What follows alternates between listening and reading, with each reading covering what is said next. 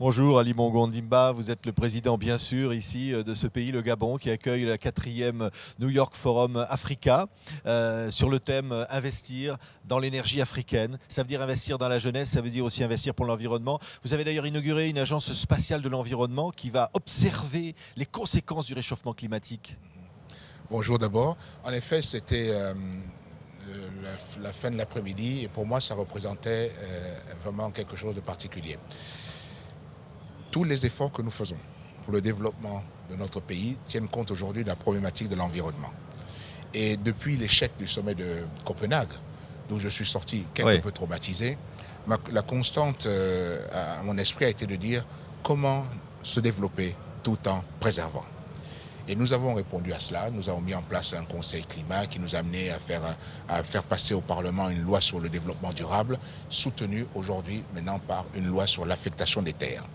Et donc cette agence est très importante pour nous parce qu'elle nous permet de surveiller tout le couvert forestier et donc de voir exactement où, dans quel endroit du territoire nous pouvons avoir une activité, par exemple agricole, sans toucher à la forêt, ou dans différents coins du pays, nous pouvons déterminer que telle zone sera attribuée, par exemple, au tourisme, avec des parcs nationaux, et quelle zone sera Il y a 13 parcs nationaux. 13 parcs nationaux qui représentent 11% du territoire. Oui, donc l'enjeu est considérable pour vous. On va être très clair. Voilà. Si la COP21 est un échec, c'est d'une importance, d'une gravité pour vous importante.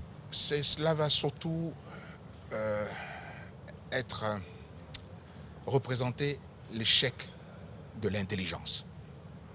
Toutes ces intelligences mises ensemble, en commun, et ne pas comprendre les enjeux du moment. Et ça veut dire que nous n'aurons pas mis nos égoïsmes de côté. Ça veut dire que nous aurons continué à hisser chacun son pavillon, chacun voir son petit développement, et que nous n'aurons jamais pensé à être des citoyens du monde, des habitants de cette planète. Mais est-ce que l'Afrique entière peut parler d'une seule voix? Est-ce que c'est possible? L'Afrique aujourd'hui comprend que ces enjeux sont importants. L'Afrique est le continent qui a le moins pollué.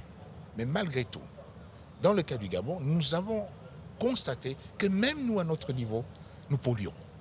Parce que, par exemple, nous sommes un pays pétrolier et gazier et nous brûlons le gaz. Donc nous avons une petite contribution qui n'est pas grand-chose.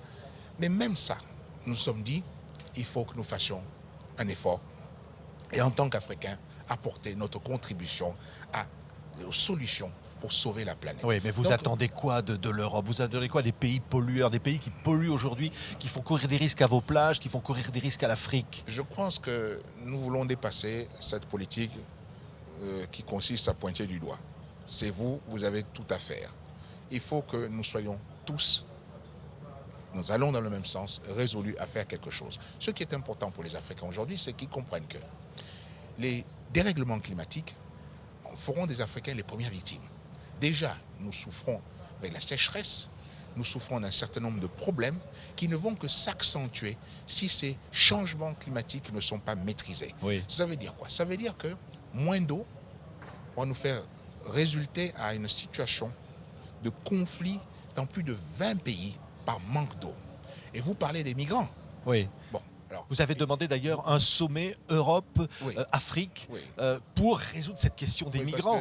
Il ne faut pas simplement penser en aval sans avoir regardé en amont. Les solutions doivent porter dans les deux extrémités. Je veux dire par là, les pays qui accueillent, mais aussi s'il n'y a pas de solution dans les pays de départ.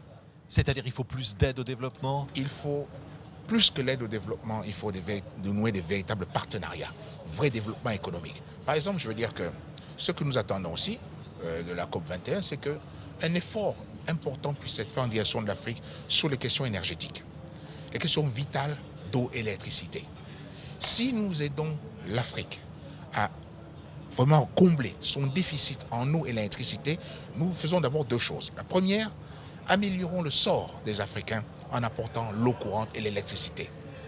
Deuxièmement, l'apport énergétique va pouvoir permettre une plus grande industrialisation en Afrique et c'est comme ça que certains projets économiques pourront être mis en route avec le soutien énergétique. On a entendu Jean-Louis Borloo ici, il réclame 5 milliards pour dans 10 ans électrifier totalement l'Afrique. Mais Jean-Louis Borloo a raison parce que si on voit quand même un dénominateur commun, cela serait donc ce déficit en matière d'eau et d'électricité.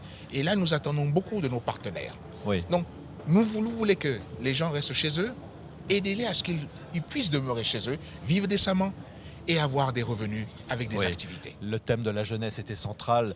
Monsieur le Président, vous avez décidé d'offrir une partie de votre héritage à la jeunesse pour faire une fondation pour la jeunesse, construire une université. Au-delà de cela, ça représente quoi pour vous, ce geste?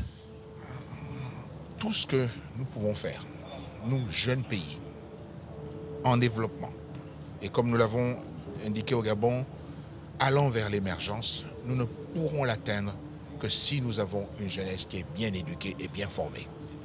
Eh bien, c'est la contribution de chacun à son niveau, qui doit travailler à cela. Donc les efforts du gouvernement sont très importants en cette matière. En tant qu'individu privilégié, j'ai seulement voulu ajouter ma part. Pour permettre aux jeunes de ce pays, non seulement de dépasser le rêve, mais que ce rêve devienne réalité, devenir quelqu'un et avoir un job décent et contribuer au développement du pays. Oui, ça veut dire qu'il y aura une nouvelle université, il va y avoir des choses concrètes qui vont se faire, cette fondation. Il va y avoir des choses concrètes. Je crois qu'il faut simplement laisser le temps de bien faire les choses sans précipitation, parce qu'il faut exactement savoir quels sont les différents domaines dans lesquels nous allons pouvoir investir et qui peuvent, en rapport avec le plan de développement de ce pays, faire en sorte qu'il y ait une adéquation entre ce qui sera enseigné et les possibilités d'emploi dans le pays. Donc c'est tout cela que nous sommes en train de regarder. La secrétaire générale de la francophonie, Michaël Jean, a dit « Ceux qui nous dirigent n'ont pas assez fait pour l'espoir des jeunes ». Vous voulez relever ce défi, l'espoir des jeunes? Il faut que chacun d'entre nous simplement se rappelle que nous fûmes jeunes. Nous avons été jeunes. Nous avons rêvé.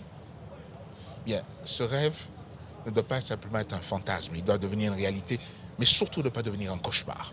Donc tout ce que nous pouvons faire est donc très important pour aider la jeunesse. Surtout dans le cas de l'Afrique, où la jeunesse représente plus de 60% de la population. Sachez qu'au Gabon, c'est 45% qui est de la population qui donc a moins de 20 ans. Et la jeunesse et les femmes aussi. Bien sûr, vous avez fait une loi pour que les femmes soient mieux représentées dans les élections?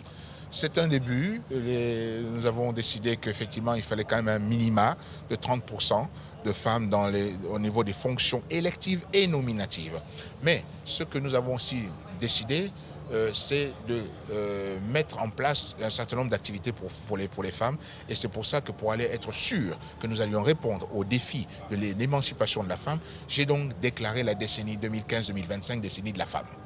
Merci beaucoup, Monsieur le Président Bongo Ndimba, d'avoir été donc notre invité aujourd'hui à l'occasion de ce 4e New York Forum Africa, ici chez vous à Libreville. Merci. Merci.